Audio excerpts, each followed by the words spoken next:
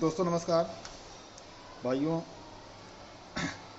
हम तो कल ही लाइव आने वाले थे, लेकिन इस ऑर्डर के आने के बाद में ईडब्ल्यूएस को काफ़ी दुख हुआ।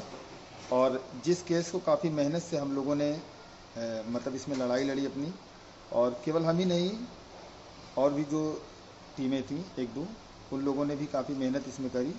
और केस की दिशा एकदम से बन गई थी कि हम लोग इस केस को जीत रहे हैं। और बाद में जो ऑर्डर आया आप लोगों ने देखा ही कि जज साहब ने एक लाइन लिख दी कि आपने चयनितों को पार्टी नहीं बनाया था, इसलिए आप लोगों का चयन नहीं किया जा सकता। अगर आपने चयनितों को पार्टी बनाया होता तो हम आपका चयन करते, उनको बाहर करते। तो जो शिवम पांडे और विनय पांडे की याचिकाएं थी और एक संदीप तिवारी की थी, ये तीनों चयन लिस्ट आने से पहले ही पड़ गई थी। और जो बाद में याचिकाएं वहाँ पे पड़ी थी इलाहाबाद में, उसमें हम लोग खुद याची थे। हम लोग शिवम पांडे के साथ में याची थे।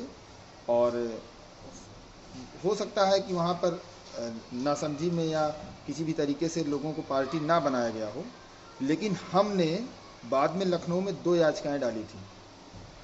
और उन दोनों याचिकाओं में हमने चयनितों को बाकायदा पार्टी बनाया था।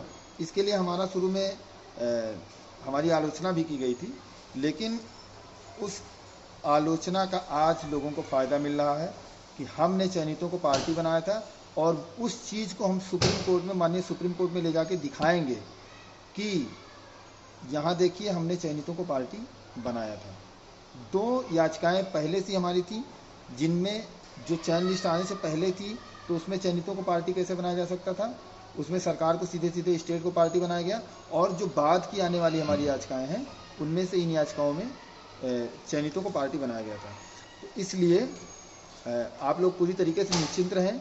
टीम अपने वकीलों के साथ संपर्क में है और आगे का काम जो भी होगा बहुत ही सोच समझ के होगा, उसमें कोई गलती नहीं होने पाएगी।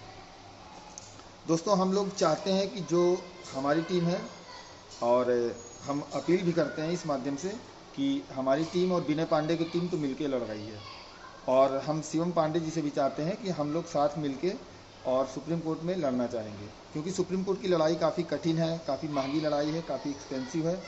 और चूंकि हम लोग ओवरलैपिंग केस में लड़ रहे हैं तो जानते हैं, तो इसीलिए सबको साथ मिलना ज़रूरी है ईडब्ल्यूएस केस में। और सबके साथ मिलने से कॉस्ट भी, खर्चा भी कम आएगा, और कम से कम खर्चे में अधिक से अधिक काम हम लोग कर पाएंगे। बाकी आप लोगों ने आर्डर को देखा ही होगा। आर्डर में सारी चीज़ें मानी गई हैं।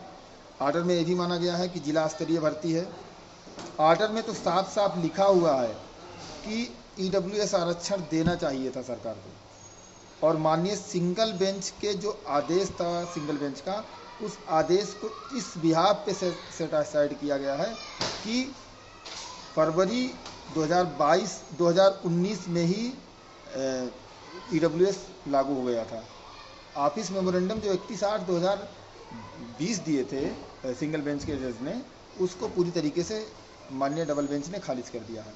अब हमारे और नौकरी के बीच में केवल 2 स्टेप्स हैं। पहला स्टेप यह है, पहली बाधा यह है कि सीटें नहीं बची हैं, ऐसा बोल दिया है, और आपने चैलेंज नहीं किया। तो हमारी याचिकाओं में चैलेंज किया गया है। हमें आरटीआई से सीटों की जानकारी ले लेनी है कि कितनी सीटें सरकार के पास में बची हैं। कुल 461 याची हैं लखनऊ और इलाहाबाद को मिला के, मेरे जानकारी में जहाँ तक है। और दूसरी चीज़ है कि जो बीएड का मुद्दा आया, ये बहुत ही अच्छी बात है। जो बीएड को लिखवा दिया गया है, चूँकि माननीय कुष्मांडा शाही ने, जो सरकारी एडवोकेट थे, उन्होंने कोर्ट में इस बात को कहा था कि हम बीएड को चयन कैसे दे सकते हैं, जबकि देवेश शर्मा वाले आर्डर में बीएड को बाहर कर दिया गया है। तो देवेश शर्मा वाले आर्डर में बीएड को बाहर किया गया है, तो हमारा जो मैटर है ये सब्जेक्ट टू आउटकम नहीं है। पहली बात तो ये सब्जेक्ट टू आउटकम नहीं है। और अभी ऑनरेबल सुप्रीम कोर्ट का आर्डर आया है तेज प्रकाश पाठक वाले मैटर में, 5 जजों की खंडपीठ का आर्डर है कि कोई भी भर्ती 2 रूल्स 2 नाम पे नहीं हो पाएगी, एक ही रूल और रेगुलेशन पे होगी। तो एक रूल पे कुछ लोग नौकरी कर रहे हैं, और उसी विज्ञापन पे जिन लोगों को देना चाहिए था सरकार को नौकरी, और उनको सरकार ने नौकरी नहीं दिया, तो गलती किसकी है? हम क्यों बाहर हों? इन सारी चीज़ों को, इन सारे तथ्यों को रखा जाएगा और इन तथ्यों को रखकर ही आगे बढ़ा जाएगा। दोस्तों, डबल बेंच ने मान लिया कि भर्ती जिला कैडर की है और भर्ती 2020 से स्टार्ट हुई है, इसलिए इन लोगों को ईडब्ल्यूएस आरक्षण दिया जाना चाहिए था। इससे हमारे कुछ साथी ऐसे भी हैं जो ये सोच रहे हैं कि सिंगल बेंच में हम लोग जीते थे कि पार्ट ऑफ द गेम जब कर दिया था भर्ती को पार्ट ऑफ द गेम कर दिया था एटीआरई परीक्षा को, तब एटीआरई पे ओवरलैपिंग को रोकने की बात कही गई थी। लेकिन हम उन लोगों को ये बताना चाहते हैं कि हमारी लड़ाई ओवरलैपिंग में इस मुद्दे पर है कि हम ओवरलैप इसलिए नहीं होने देना चाहते कि अगर किसी ने रिलैक्स ले लिया है, टेट या एटीआरई में किसी ने रिलैक्स ले लिया है या जो रिलैक्स नाम से पास हुआ है वह ओवरलैप नहीं कर पाएगा।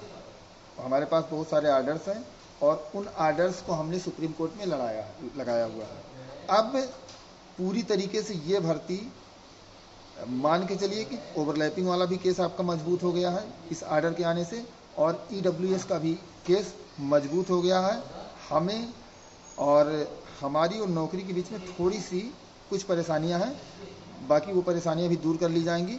जो रहा बात जो बीएड का मुद्दा आया है, तो बीएड के मुद्दे को भी हम लोग सुप्रीम कोर्ट में, चूंकि ये मुद्दा उठ गया है तो बढ़िया है, कम से कम इस पर आर्डर तो आ जाएगा और सुप्रीम कोर्ट द्वारा ये आर्डर होगा कि अभी तक ब्रिज कोर्स शुरू नहीं किया गया है, तो इस मुद्दे में बीएड को जो अभी अभ्यर्थी 69,000 में ऐसे हैं जो नौकरी के मुहाने पे खड़े हैं, उनको शामिल किया जाए।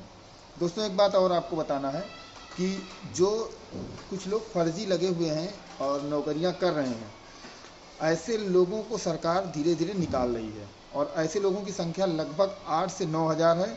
उन 8 से 9,000 लोगों को इस भर्ती में समायोजित करके सरकार चाहे तो सारे मुद्दों को हल कर सकती है और सरकार करेगी, लेकिन वो मजबूर होकर करेगी जब कोर्ट से उसको फटकार पड़ेगी, जब कोर्ट से उसको डांट पड़ेगी।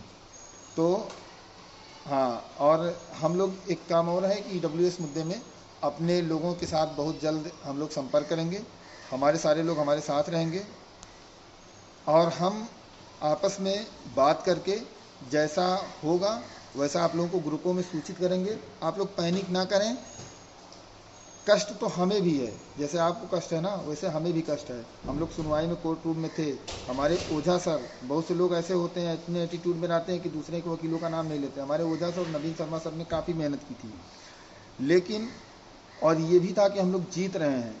सरकार की बातों को, सारी बातों को नहीं जज साहब मान रहे थे, लेकिन जज साहब भी थोड़ा सा एक चीज़ हम लोगों को लगता है कि बार बार सरकार को मौका क्यों दे रहे थे, और बाद में उसी सरकार ने बीएड के मुद्दे को लगाकर और एक यही चीज़ खोज के कि इन लोगों ने पार्टी नहीं बनाया है, इस केस को खारिज करवाने की कोशिश की। तो ठीक है, केवल डबल बेंच ही अंतिम कोर्ट नहीं है। हम लोग जब तक यहाँ तक लड़ चुके हैं तो अंतिम कोर्ट तक लड़ेंगे। जो भी सारी चीज़ें आप लोगों की मानी गई हैं, और इसमें कुछ हमारे विपक्षी लोग, वो उन लोगों को समझ में नहीं आ रहा कि वो लोग करना क्या चाहते हैं। कभी कहते हैं कि ईडब्ल्यूएस नहीं मिलना चाहिए, तो तुम्हारे बाप का राज है क्या कि नहीं मिलना चाहिए? भाई तुम्हें इससे क्या दिक्कत है? भर्ती 2020 की हो, 2018 की हो, तुम भर्ती करने वाले हो कि तुम जज हो, तुम्हें इससे क्या दिक्कत है? तुम अपना देखो यार, तुम 19,000 सीट ले लो या 68,000 सीट ले लो, तुम अपना देखो, हम अपना देखेंगे। अब देखते हैं कि उछल कूद मचाए रहते हैं, हर कोई पोस्ट कर दे पत्रकार तो उसके पीछे लग जाते हैं कुछ मूर्ख टाइप के लोग। अरे यार, कौवा कान लेके जा रहा है तो उसके पीछे मत भागो, अपना कान देखो और अपने कान को बचाओ, ठीक है? तो तुम्हारा जो कान है ना, उस कान को बचा लो, यही बहुत बड़ी बात है। और दूसरों के पीछे मत भागो कि ईडब्ल्यूएस मिलना चाहिए। अब तुम डबल बेंच के बाप हो गए हो क्या? डबल बेंच तो बोल रहा है कि इनको मिलना चाहिए। इतना क्लियर आदेश आज तक किसी ने नहीं दिया कि इनको मिलना चाहिए था, लेकिन नहीं दिया गया। ये सरकार की गलती है, सरकार की गलती को माना गया। और हम लोग अब इसको लेके नहीं कहेंगे चढ़ जाए आंदोलन करने, कुछ नहीं, हम लोग स्लोली काम करेंगे, अपनी नौकरी लेंगे। सरकार को बदनाम करके हम नौकरी नहीं प्राप्त कर सकते हैं। हम लोग अपनी ईमानदारी से, निष्ठा से काम करेंगे और नौकरी लेके रहेंगे उस 69,000 भर्ती में। आखिरी लड़ाई सुप्रीम कोर्ट में है और सुप्रीम कोर्ट में जो होगा उसका डट के सामना किया जाएगा। दोस्तों, वीडियो लंबा हो रहा है, फिर आप लोगों के बीच में बहुत जल्द हिमांशु भाई आएंगे। तब तक के लिए नमस्कार, जय श्री राम।